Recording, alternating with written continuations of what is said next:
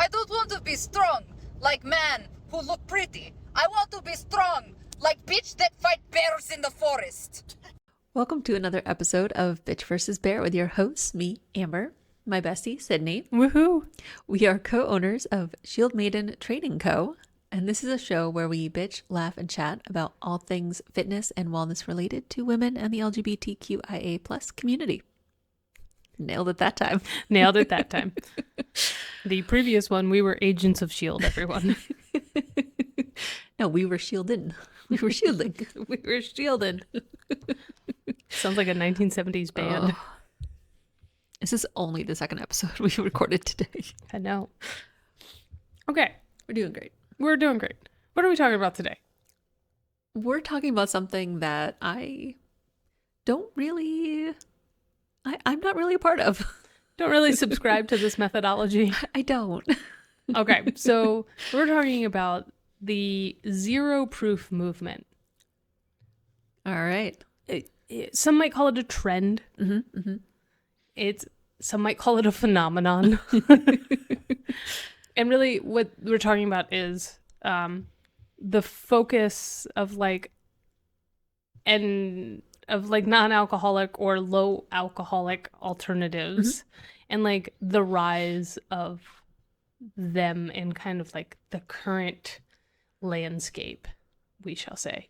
Because I don't know if you walked through a grocery store recently, but I have, actually. there is a lot of options in terms of alcohol versus non-alcohol, low alcohol. It's a wild. There's too many options. There's a lot going on out there. Yeah. I grabbed my box of wine and just left. All right.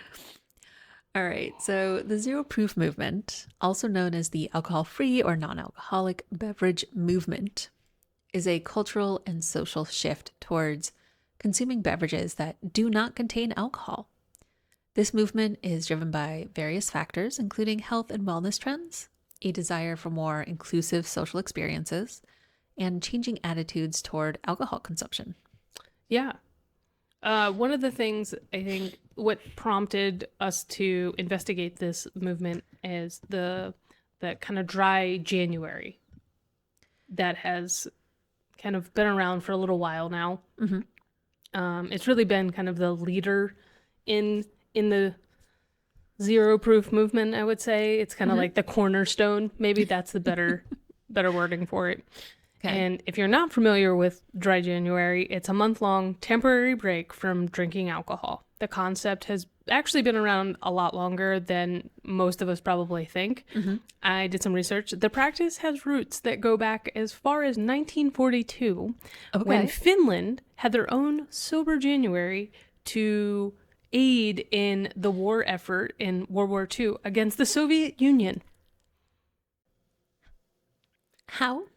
So it was like to raise money. So the money that people weren't spending on purchasing. They were like giving. Yeah, exactly. To the war. Yeah, to the war effort. Yeah.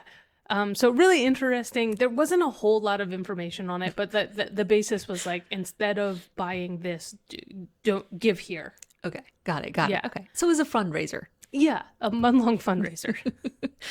Great.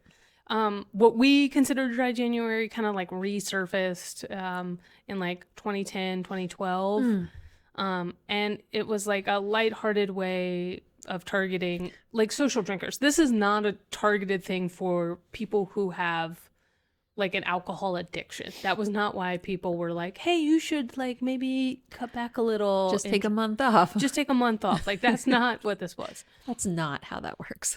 But it did have an effective behavior change campaign. Like it really did work. And in 2023, 15% of all US adults, around 260 million, participated in dry January. Oh, that's interesting. Yeah. So okay. It's got a little bit of staying power, it seems like. And I think, where dry January falls, we've all probably indulged in a lot of things in December and November. And so I think that has helped kind of the shift. The popularity, the popularity of it, for sure. Huh. Okay. Yeah. So the harms contributed to alcohol consumption are well established. with alcohol use disorder among the leading causes of morbidity and mortality worldwide. There we go. We're worldwide again. Yep. We're going All right. worldwide. A study published in 2021 estimated that 4.1% of new cancer cases in 2020, that's a big word, were attributable to alcohol consumption. Currently, the WHO states that alcohol consumption is a causal factor in more than 200 disease and injury conditions. During the first year of the pandemic, alcohol sales saw the largest increase in over 50 years in America. Shocker. Big surprise there. Big surprise. So is zero proof a backlash from our drunken stupor during the pandemic? Or is this trend sticking around? Well, Sydney, let's find out. Let's let's dive find in. out. What do you think, Gracie? So, I don't know if this is shocking or not shocking. Probably not. Nothing shocks us anymore. Yeah, right. The generations leading the charge in the zero proof movement are actually millennials and Gen Z. We are, Yeah, of that's a course, shocker. part of the millennial generation. So these generations are associated with drinking less alcohol for a variety of reasons. One of them is just kind of reflecting the shifts in the cultural and social and economic and health related factors. Like there's just been this pivot away from alcohol.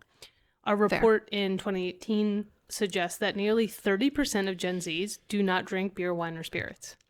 Could they drink beer, wine, or spirits in 2018? I have no idea. Okay. Yeah. Some of them, the elder ones, I guess. I'm like, were they Yeah. even allowed to? Would they have admitted that? Yeah. I think that effect also stands true today. Like they're still like, it's something like a 30 to 35% of them don't drink. Sorry, There- I wasn't questioning your research. 2018 seems like last year, but I know it was like 6 years ago. True. Yeah. I think part of this is because our generations and the generation under us are very aware of mental health issues.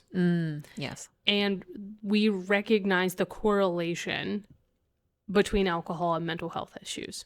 And so there's a lot of like abstaining for that purpose, for their mental well-being. Yeah.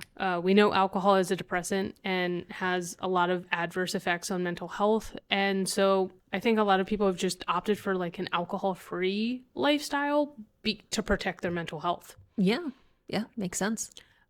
Those generations also tend to prioritize health and wellness. One, because healthcare is very It's so expensive. expensive. And so I think that has created a lot of awareness of like the negative health effects of excessive alcohol consumption. Yeah. Yeah. Yeah. And going along with the fact that these generations aren't consuming as much, the beverage industry really had to get on board, right? Like, Yeah. I mean, what are they going to do? Yeah. 30% of Gen Zs are buying alcohol. They're like, fuck, shit. What do we do? What do we do? Well, they responded. They responded with the zero proof movement. And so they've really created a wide range of innovative and like flavorful non-alcoholic alternatives. Nice. There's beers, there's wines, there's spirits, there's craft cocktails that mimic the taste and experience without actually having any alcohol in them. It's interesting because up until 2017, the most common non-alcoholic beer was O'Doul's. Ooh. Yeah. And which to me is like, okay, didn't have a lot of flavor. I knew I had a couple of friends who had struggled with some alcohol use, and so they would drink O'Doul's, and I remember came in the bottle, but they would always peel the label off, so nobody knew that they were drinking O'Doul's. And then in 2017 came Athletic Brewing. Yes. And they have a really cool mission to craft delicious non-alcoholic beers that can be enjoyed kind of anywhere at any time. And I don't know about you, but in the last year, they have become huge. Yeah. They have a huge affiliate program. They have, I just saw on, I was watching something, JJ Watt was a famous football player, and he was like, hey, this Sunday for the Super Bowl, like, join me, and like all these athletic different brews behind him, like, here, you know, like non-alcoholic. And I was like, wow, we've gotten professional sports player, like professional sports. We have Matt Frazier from CrossFit is a huge athletic affiliate. And then oddly, one of my favorite Instagram folks, Brunch with Babs, she's a little grandma. She does like, she's just like gives tips and tricks. She's become an athletic like sponsor. And I was like, what? I love Brunch with Babs. I know. She's lovely. We'll tag her. Yeah. And I'm like, athletic. I love athletic. Like, it's a beer that actually has like flavor that's non-alcoholic. Weren't you an influencer rep thing for them? Yeah, for a little while? I was one of their little ambassadors There we for go. like a year, and it was really cool. They do a lot of stuff with like outdoors. And so Makes they're sense. based in Connecticut is their first brewery. I think they have another one now out in California. And just being, you know, a big outdoors person is what drew me to them. Yeah. And the makes fact sense. that it actually tastes like beer. It does. And I am not a beer drinker typically, but I've had some of their stuff and it's actually pretty good. Yeah. Like, and it's not just like, oh, here's a light beer or here's a lager. Like, they do darks, like they do stouts, they do reds. They like have done a They really have a good big job. variety. Yeah, they I really was do. surprised. I think they collabed with Netflix to do a beer for The Witcher. What? Yeah. Oh, that's cool. Okay, so there's all of these non-alcoholic beers and beverages that are happening. And there's also mocktails, which are those non-alcoholic mixed drinks. These date back to when cocktails first emerged. They've like always been around, Yeah. which is great. The first American cocktail books had recipes for, quote unquote, temperance drinks. A phrase that I loved when I read it. Including Jerry Thomas' Bartender's Guide in 1862. The most famous mocktail is probably the Shirley Temple. Love me a Shirley Temple. It is still one of my favorite drinks. It is. It's delicious. And yes, it is named after the iconic actress. Legend has it that when she was out to dinner with her parents and they were sipping on cocktails, the bartender made her a special non-alcoholic drink so she could feel fancy too. And boy, did I ever feel fancy ordering my Shirley Temple Yeah. as a kid. So good. And maybe as an adult too. Oh, definitely. Like when I want to feel fancy at a restaurant, I will still sometimes order them. I love it. It's just so good. Yeah, they're just delicious. So, okay. The question is really what we're trying to get at is this like a new movement? Like, is it new or original? I don't know. Is it? Well, maybe. Okay, so if you're an American, you may know about the temperance movement, which was a social movement rooted in America's Protestant churches, which first urged moderation and then encouraged drinkers to help each other resist temptation, and then ultimately demanded that local, state, and national government prohibit alcohol outright, aka prohibition. I love that it started so softly. It did. Just escalated. It did. So the temperance movement was born with Benjamin Rush's 1784 tract, An Inquiry into the Effects of Ardent Spirits Upon the Human Body and Mind. Well, that's a title. It is a title. So he noted a correlation that drunkenness, that was the term used at the time, drunkenness, had with diseases, death, suicide, and crime. So like he was linking the correlation of like people over consuming alcohol and how, you know, disease and death and suicide and crime rates and all of those things could be attributed to drunkenness. Okay. Yep. Got it. We, as in the USA, have like alcohol is rooted in our society. It was a huge part of colonial life. It was widely accepted and integrated into almost every aspect of society. Yeah. So water supplies were usually polluted. Milk was not always available, and coffee and tea were super expensive. So what are you going to drink? So what are you going to drink? Well, up until about the mid 1800s, hard cider was the primary drink of most people. And oddly, drunkenness was not a problem. I read in my research that when you bought a property in Ohio, you also were given 5 apple trees to go with your property so that you could make your own hard cider. What? Yeah. No, I don't want to be in the 1800s, but it sounds like a great time. Yeah. For cider, because I love me some cider. Cider. So that was the drink of choice. Love it. Okay. But by Then what happened? 1830, the average American over 15 years old was consuming nearly 7 gallons of pure alcohol a year. Yeah, you're like, wait, how did that happen? So what happened was cider was like the common drink. Right. Yeah.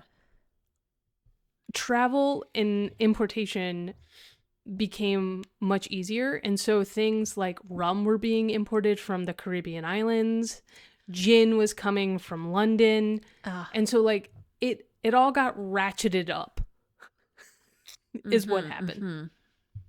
So Gotcha. we were sipping on our nice little hard cider, our little apple juice with a little fermentation, and then we started throwing down kegs of like rum and gin and French wine, and then it just America got to be real drunk. Okay. So while these two movements share similarities in promoting abstinence from alcohol, they are not entirely the same. The zero proof trend is driven by a growing demand for sophisticated alcohol-free options that provide the experience of enjoying a well-crafted drink without the presence of alcohol. It is more about choice, inclusivity, and catering to a diverse range of preferences rather than imposing strict moral values on society.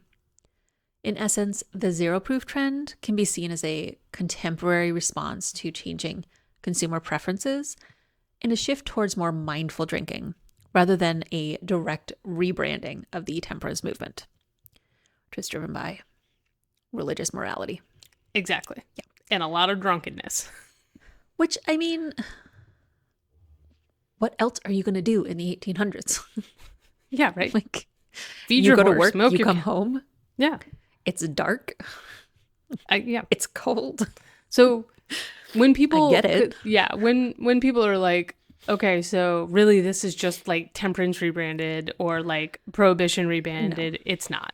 It's very different. Yeah. Nobody is forcing it upon society because of their own religious views. Exactly. Yeah. Okay. But does it have staying power as a movement, as a choice, as a lifestyle? I think the answer is yes. Okay. I think what it does is it there's less stigma attached to sobriety now. Before, and this is really interesting. I heard this on, and you're gonna love this. Actually, Money with Katie. Ah, yes. Another podcast that we listened to, and one of the things that she was talking about was the branding when it comes to alcohol versus, say, like cigarettes. Yep. So when you are somebody who smokes, you are labeled a smoker. It's the act of doing. But when you are drinking alcohol, you are not a drinker. It is, if you have an issue, you are an alcoholic. It is you have an issue with it, because the baseline is everybody's drinking alcohol. Right. And so, like, I think a little bit of that is shifting, where we're realizing, like, no, that isn't the baseline for everybody, is to be consuming alcohol. Fair. Yeah. As more people make the choice not to, it becomes more commonplace. Exactly. And now there are really great options out there for people who still want to feel like in those social settings, like they're doing those things. Yeah. So I do think that it has a lot of staying power. I also think that with more mental health awareness, people are just talking more openly about depression, anxiety, and other issues that are including addiction. And so I do think that with those two things, it's really fueling the movement. Yeah, absolutely. I think our generation younger, like, we're looking at more healthier lifestyles. Like, that's our goal. That's what we're aiming for, improving our sleep, increasing energy, reducing blood pressure, weight loss, high cost, like we mentioned, the high cost of healthcare. We're trying to do more to improve our health and stay out of the healthcare system as much as possible. And avoid chronic health conditions as much as we can. Yeah. And one of the things, going back to that improving sleep quality, which I know we talk about a lot, and I think a lot of people are starting to understand that. I don't know about you, but when I had my Whoop and I consumed alcohol, especially like anytime 5 p.m. and after, it had a noticeable effect on my sleep quality. Like 1 to 2 drinks, I think like my sleep quality went down by like somewhere between 10 to 15%. Interesting. And so I think people are noticing that too. And like people, even if they don't have like the wearable health trackers, enough of us have that they recognize and are more aware when they wake up the next morning and they're like, I don't feel great. I don't think I slept well. Yeah. And so I think that also just that side of the fitness tying into the movement, I think is going to help it kind of stick around, because people are going to be like, you know what? Actually, I don't want to fuck with my sleep that much. And I think it's really interesting because you've talked about this before. Like, because I also have the wearable fitness trackers and stuff, and there was never a significant or noticeable difference if I had my glass of wine or didn't, or I can usually have 1 to 2 glasses of wine in the evening and it's fine. Like, anything more than that, obviously, is going to affect my sleep and how I'm feeling. But as long as I keep it at 1 to 2, I'm fine. It doesn't seem to bother me. I wonder what that means for you. Either your liver's really good at processing, or you've just built up a tolerance. That may be the one healthy organ that I have. Either that or you've pickled it. I mean, either way, I'm doing fine. I do like this episode, and I do think that this Zero Proof movement is giving people a lot of options to be sober for whatever reason they choose to be. Yeah. And I think that that's really important for everybody's overall health and wellness, to be able to have that kind of control of like the baseline is no longer just like we have to go out and drink. That's how we be social. That there's now options for people who are like, you know what, maybe I got a big presentation tomorrow and I can choose an athletic over drinking. Yeah. Even if they decide like, that it's just a one-off thing, that they don't normally choose an athletic beer or a mocktail. Or I recently heard that bartenders don't like them called mocktails. Oh. Because mock is like fake, it's mocking, it's degrading, and so like they like, and it is a cocktail, it's just a non-alcoholic one. Exactly. So they prefer the term actually zero proof cocktail. Oh, that's fun. Which I thought was really interesting. Okay. So I just think that that's really cool for us as a society to be like, our baseline isn't we all have to be drunk all the time. Right. Yeah. And I feel like I do mock a little bit because I do love my wine, and I'm not trying to say, in saying that, I'm not like, this is an invalid movement or it's silly or whatever. Like, I think it's great, because I think there are a lot of people who can't drink for whatever reason, health-wise, because they just don't want to. Yeah. Like, they don't like the way it makes them feel, whatever. And I think this is a really great way to be able to join your friends, join family, be in those social environments. If you do enjoy going to the bar and going out into those spaces where drinking is normally the thing that you're going to do, if you don't drink and there are no options for you, what do you do? Why would you go? But if you enjoy that atmosphere, now I think it's great that there are more options for people to go and be able to enjoy that. Yeah, I think it's really great. And I think we talked about it up above of just like the inclusivity part of it. And I think, you know, as it pertains to like the LGBTQ community, which does have a higher rate of addiction, that this gives those folks an option to be social in a setting with other queer people, because a lot of times the safe space was bars. Right. And so let's not remove that safe space for them. Let's make it accessible for them. And this does that in a way. You know, some people obviously can't be around it at all. Right. But I do think that it lends itself to being more inclusive for everybody. Yeah, it's great.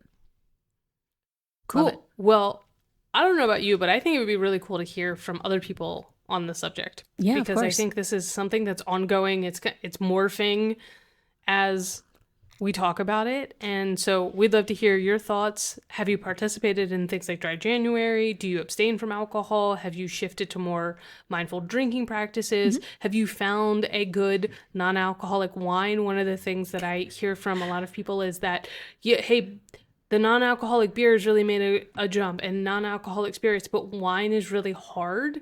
And it oftentimes is the non-alcoholic ones are really sweet. Yeah. And it doesn't give people the same kind of sense of like drinking a wine. And so do you have a wine that you would like to suggest that is non-alcoholic? Yeah. Because I hear it's hard to find. Right. Yeah. Yeah, that's it. I mean, it's just grape juice at that point. Yeah, exactly. Which is delicious, but like Doesn't really pack the same punch. yeah. Cool. Well, All right. that's a wrap. That's a wrap.